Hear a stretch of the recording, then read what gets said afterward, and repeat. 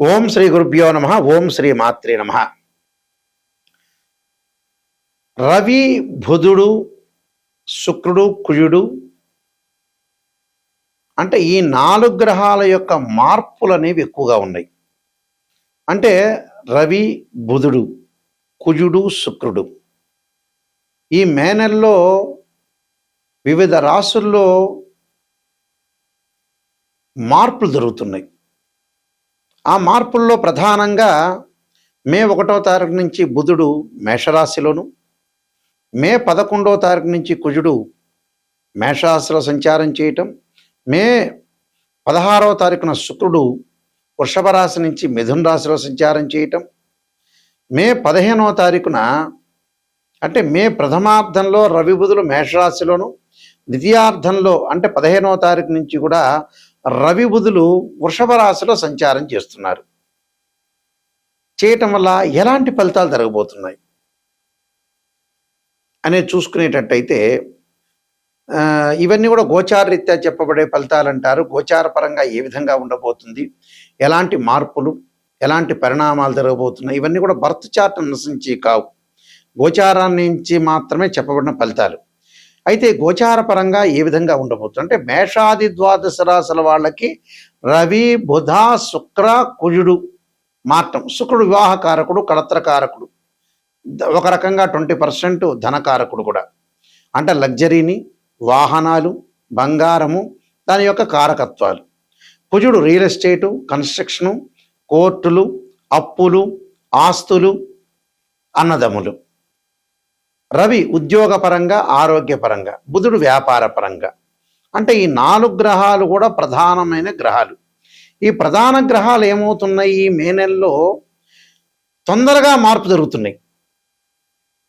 ఆ తొందరగా మార్పు జరగటం వల్ల ఎలాంటి ఫలితాలు రాబోతున్నాయి, ద్వాదశ రాశుల వాళ్ళకి ఎలాంటి నిర్ణయాలు తీసుకోవాలి, ఉద్యోగము, వ్యాపారము, అలానే రియల్ ఎస్టేటు, కన్స్ట్రక్షన్సు, వ్యాపార పరంగానే కాకుండా ఆరోగ్యపరంగా, ఉద్యోగపరంగా, వివాహపరంగా ఎలాంటి మార్పులు జరగబోతున్నాయి అనేవి మనం ముందుగా తెలుసుకుందాం. ఈ రాశుల వాళ్ళందరికీ కూడా ఏ విధంగా జరుగుతున్నాయి, ఎలాంటి పరిహారాలు చేసుకోవాలి, ఎలాంటి పరిహారాలు చేసుకుంటే మనం ముందుకు వెళ్ళగలుగుతాం, ఎంత నెగిటివ్ ఉంది, ఎంత పాజిటివ్ ఉంది. నెగిటివ్ కూడా చాలా ఇంపార్టెంట్. పాజిటివ్ కంటే ఎప్పుడు కూడా నెగిటివ్నే ఇంపార్టెంట్. నెగిటివ్ తెలుసుకున్నామా మనం పాజిటివ్ అయిపోయినట్టే. సింపుల్, అది సింపుల్ మ్యాథమెటికల్ ఈక్వేషన్ లాంటిది అది. అందువల్ల ఖచ్చితంగా మీరు తెలుసుకోండి, నిజాన్ని తెలుసుకొని ముందుకెళ్తేనే మనకు మంచి జరిగే అవకాశం ఉంటుంది. ఎప్పుడూ కూడా నిజం నిప్పు లాంటిది. అబద్ధం ఆడామనుకో మనం మోసం చేసుకున్నట్టే. సింపుల్ అది. ఎదుటివాడికి ఏమీ కాదు, మనం మోసం చేసుకున్నట్టు అర్థం. అంటే మనం వ్యాధి అంతా లోపల ఉంచుకున్నట్టు అర్థం. కాబట్టి అన్ని విషయాలు మీరు తెలుసుకోండి. ఇప్పుడు ఈ రాశుల వాళ్ళందరూ కూడా ఏ విధంగా ఫలితాలు జరుగుతాయో తెలుసుకుందాం. కుంభరాశి వారికి రవి, బుధ, కుజ, శుక్ర గ్రహాల వల్ల, ఈ గ్రహాల వల్ల కొత్త పనులకి శ్రీకారం చుట్టే అవకాశం ఉంటుంది. అంటే నూతన వ్యాపారాలు, నూతన ఉద్యోగాలు, నూతన ప్రణాళికలు, సమస్యలను ఎలా పరిష్కారం చేసుకోవాలనే ఆలోచనలు బాగా పెరుగుతుంటాయి. అంటే కెరీర్ పరంగా చాలా అద్భుతంగా ఉంటుంది. వీరికి సమాజంలో పేరు ప్రఖ్యాతలు రావటమే కాకుండా విద్యార్థులకు అనుకూలంగా ఉంటుంది. విద్యార్థులు చదువు మీద శ్రద్ధ పెడతారు. చాలా రోజుల నుంచి వీళ్ళు కొనుగోలు చేయాలనుకున్న స్థిరాస్తులు కొనుగోలు చేయటం, అలానే వారికి ఇబ్బందులు లేకుండా ఉండటం, వీరికి స్థిరాస్తులు కూడా బాగా కొనుగోలు చేయటమే కాకుండా ముఖ్యమైన వ్యాపారస్తులకి ఇది సరైన నిర్ణయంగా తీసుకునే అవకాశం ఉంటుంది. అలానే సమయము, పెట్టుబడుల విషయంలో జాగ్రత్తగా ఉండాలి. ఈ మాసంలో ప్రయత్నాలు చేయటం వల్ల కూడా చాలా శుభాలు కలుగుతాయి. శుభ కార్యక్రమాలు నిర్వహణ చేస్తారు. కుటుంబ పరంగా ఇబ్బందులు కలగకుండా చూసుకోండి. ఇళ్ళు, భూములు, కెమికల్ కంపెనీస్ ఇలాంటివన్నీ కూడా పెట్టుబడులు పెడతారు. వివాహ శుభ కార్యక్రమాల్లో పాల్గొంటారు. ప్రేమించిన యువకులు శుభ కార్యక్రమాలు జరగటం, వాహనాలు లగ్జరీగా ఉండటం, అధిక ప్రయాణాలు చేయటం, రకరకాల వ్యక్తులతోటి కలయిక వల్ల కూడా వీళ్ళకి మంచి జరిగే అవకాశాలు ఎక్కువ ఉంటాయి. సమస్యలన్నీ కూడా ఎదిరించి వీళ్ళు పోరాడి ముందుకు వెళ్ళే అవకాశాలు ఎక్కువ ఉంటాయి. కాబట్టి టోటల్గా వీళ్ళకి అనుకూలమైన ఫలితాలు జరిగే అవకాశాలు ఎక్కువగా ఉంటాయి. కాబట్టి ప్రతి విషయంలో కూడా కొంత రాజీ లేకుండా ముందుకు వెళ్తుంటారు వీళ్ళు. అయితే ద్వితీయంలో శని ఉండటం వల్ల కొంత కుటుంబ పరంగా వివాదాలు కలగకుండా, అంటే భార్యాభర్తల మధ్యలో కానీ ఏరే వాళ్ళు వచ్చి వీళ్ళని అనవసరంగా గొడవ చేయటం, వాళ్ళిద్దరి మధ్యలో ఏదో రకంగా మధ్యవర్తిత్వము వహించి వాళ్ళిద్దరి మధ్య గొడవలు పెట్టే మనుషులు కూడా చాలామంది ఉంటారు. కుటుంబ పరంగా ఇబ్బందులు లేకుండా చూసుకోవాలి. అంటే చిలికి గాలివాన కాకుండా ఏదో విషయంలో అసందర్భంలో భార్యాభర్తల మధ్యలో వివాదాలు పెట్టే వాళ్ళు కూడా చాలామంది ఉంటారు. అలా ఆర్గ్యుమెంట్స్ చేయకుండా చూసుకోండి. ఎవరితో కూడా మితంగా మాట్లాడండి. వివాదాలు లేకుండా, మనకి గ్రాస్పింగ్ పవర్ ఉంది కదా అని ఎక్కువగా మాట్లాడితే కూడా ఇబ్బందే. అలాంటి ఇబ్బందులు లేకుండా చూసుకోవాలి. విద్యార్థులకు మంచి కాలం, విద్యార్థులకు అనుకూలంగా ఉంటుంది. కాబట్టి నేను కొన్ని పరిహారాలు చెప్పబోతున్నా, ఆ పరిహారాలు మీరు పాటించండి. వీళ్ళందరూ కూడా కొన్ని పరిహారాలు పాటించాలి. ఆ పరిహారాల్లో ప్రధానంగా పాటించే నిర్ణయాలు విషయంలో కానీ, ఈ నెలలో ఏదైతే గ్రహగమన గతులు మారిపోతున్నాయో ఆ గ్రహగమన గతుల్లో వీళ్ళందరూ కూడా అమ్మవారి యొక్క ఆరాధన చేయాలి. అంటే మహాకాళి, మహాలక్ష్మి, మహాసరస్వతి యొక్క ఆరాధన చేయాలి. అలానే ఈ రాశుల వాళ్ళందరూ కూడా యక్షాయ, కుబేరాయ, వైశ్రవణాయ, ధనధాన్యాధిపతే ధనం ధాన్యం సమృద్ధిమే దేహిమే దాపై స్వాహ అనే మంత్రాన్ని గురువారం రోజున, శుక్రవారం రోజున ప్రాతకాలంలో 21 సార్లు, ప్రాతకాలం కుదరలేదంటే మీరు ఆఫీసు నుంచి వచ్చిన తర్వాత ప్రదోషకాల సమయంలో గురువారం కానీ శుక్రవారం రోజున కానీ ఈ మంత్రాన్ని చదవటం ఇంపార్టెంటు. అంటే ఇది కుబేర మంత్రం అంటారు. ఈ కుబేర మంత్రాన్ని చదవాలి. ఆ కుబేర మంత్రంతో పాటు 21 సార్లతో పాటు దేవానాంచ ఋషీనాంచ గురుకాంచన సన్నిభం బుద్ధిమతం త్రిలోకేశం తం నమామిం బృహస్పతిం అనే మంత్రాన్ని కూడా చదువుకోవాలి. అలానే సూర్యుడి యొక్క ఆరాధన చెయ్యాలి. అంటే సూర్యుడి యొక్క ఆరాధన చేయటం అంటే ఏమిటి? ఉద్యోగపరంగా ఇబ్బందులు కలగకుండా ఉండటానికి ఆదిత్యాయుధే సహస్రకిరణాయ ధీమే తన్నో సూర్య ప్రచోదయాత్ అనే మంత్రాన్ని చదువుకోవాలి. గోధుమలు దానం చేయటం చాలా మంచిది. సూర్య భగవానుడి యొక్క ప్రదక్షిణాలు చేయాలి. ఆదివారం చక్కగా సూర్య యొక్క ప్రదక్షిణాల్ని 54 సార్లు నవగ్రహాల యొక్క ప్రదక్షిణ చేయటం. ఆదిత్యాయ, సోమాయ, మంగళాయ చ బుధాయ చ గురు శుక్ర శని భెచ్చ రాహవే కేతువే అనే మంత్రం చక్కగా చదువుకోవాలి. అలానే ఆస్తులు, కోర్టు సమస్యలు ఉన్న వ్యక్తులు ఎవరైతే ఉంటారో వీళ్ళు తప్పగా పాటించాల్సింది ఏమిటి అని అంటే కందులు దానము, ఎర్రని వస్త్రం దానంతో పాటు చక్కగా కుజుడి యొక్క ఆరాధన చేయాలి. ఎలా ఆరాధన చేయాలి? దానిమ్మ రసం ఏదైతే ఉంటుందో ఎర్రగా ఉండే రసాన్ని తీసుకుని కుజుడి మీద అభిషేకం చేయాలి. ధరణీ గర్భ సంభూతం విద్యుత్కాంతి సమప్రభం కుమార శక్తిస్తంచ మంగళం ప్రణమామ్యం అనే మంత్రాన్ని చదువుకుంటూ, లేకపోతే తత్పురుషాయ మహాసేనాయ ధీమే తన్నో షణ్ముఖ ప్రచోదయాత్ అని చదువుకుంటూ వెయ్యాలి.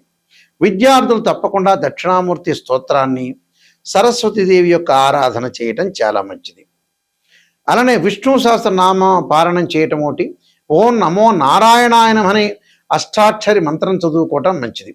ఆరోగ్యపరంగా ఇబ్బందులు కలుగుతున్న వ్యక్తులు శరీరే జర్జరీభూతే వ్యాధిగ్రస్తే కలేబెరే ఔషధం జాహ్నవీతోయం వైద్యో నారాయణ హరి అనే మంత్రాన్ని చక్కగా చదువుకోవాలి. ఎల్నాడు శని యొక్క దోషం ఉన్న వాళ్ళు తప్పకుండా నల్లని ద్రాక్షారసంతో శనికి అభిషేకం చేయాలి. నీలాంజన సమాభాసం రవిపుత్రేమాకృత్యం ఛాయామార్తాండ సంభూతం తం నమామి శనైశ్చరం.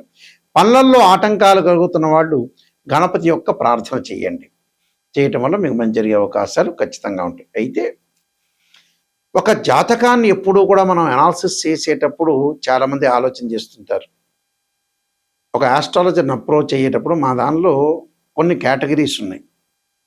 దేవాలయంలో అర్చకులకి జ్యోతిష్యం అనేది కాదు, నామినల్గా చెప్తారు వాళ్ళు. మ్యాథమెటికల్ క్యాలిక్యులేషన్స్ చెప్పరు. వాళ్ళకి ఏంటంటే అర్చకత్వంలో వాళ్ళు నిష్ణాతులు.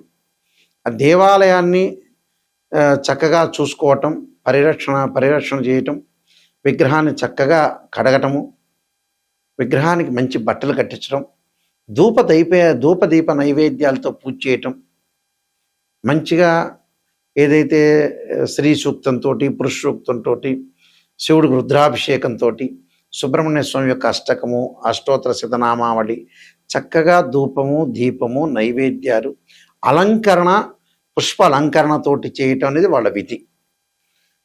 ఒకవేళ నామినల్గా గురువు గారండి మా అబ్బాయి జాతకం ఎలా ఉందంటే సింపుల్గా ఈ రాశి అవుతుంది, ఈ నక్షత్రం అవుతుంది, ఈ గణం అవుతుంది, ఈ ఈ యోని అవుతుంది, ఈ పాదం అవుతుంది అని మాత్రం సింపుల్గా చెప్తారు. అంటే గణాన్ని చెబుతారు, పాదాన్ని చెబుతారు, అలానే చిన్న చిన్నవన్నీ కూడా చెబుతుంటారు.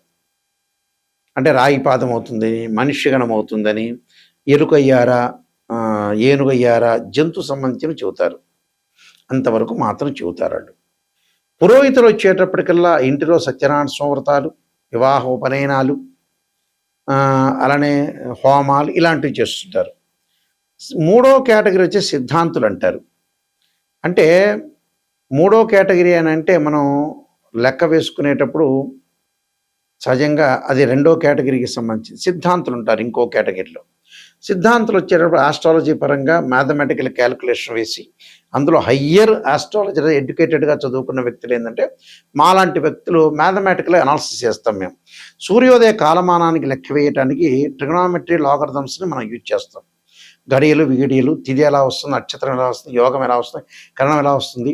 అలానే గురువు మకర రాశిలో 5 డిగ్రీల్లో నీచైతే 5 డిగ్రీల దాటిన పరమనీచని, ఎక్కడ ఉచ్చస్థానాలు, ఎక్కడ నీచ స్థానాలు, బుధుడి కన్యారాశి స్వక్షేత్రము, ఉచ్చస్థానం అలాగే నీచస్థానం మీనరాశిని, గురువుకి మకర రాశి నీచరాశిని, ఉచ్చస్థానం కర్కాటకం అని, స్వక్షేత్రాలు ధనస్సు మీనాలని ఇలా మేము అనాలిసిస్ చేస్తాం, డిగ్రీలో క్యాలిక్యులేషన్ చేస్తాం.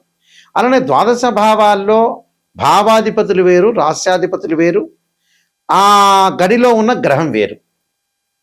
భావాధిపతి అంటే ఏమిటంటే సహజంగా అన్ని మీకు మీ పరిభాషలో చెప్పాలంటే భావాధిపతి అంటే ఇంటి ఓనర్, రాస్యాధిపతి అని అంటే బిల్డర్. అలానే ఆ గడిలో ఉన్న గ్రహం అంటే రెంట్కున్న వాళ్ళు అని అర్థం. అంటే తనుభావానికి రవి, ధనభావానికి గురువు, తృతీయ భావానికి సోదరభావానికి కుజుడు, అలానే మాతృభావానికి చంద్రుడు, పంచమ భావానికి గురువు, సోదర భావానికి కుజుడు, సప్తమ భావానికి శుక్రుడు, అష్టమ భావానికి శని, ఇలా భావాధిపతులను అనాలిసిస్ చేయాలి, రాస్యాధిపతులను అనాలిసిస్ చేయాలి.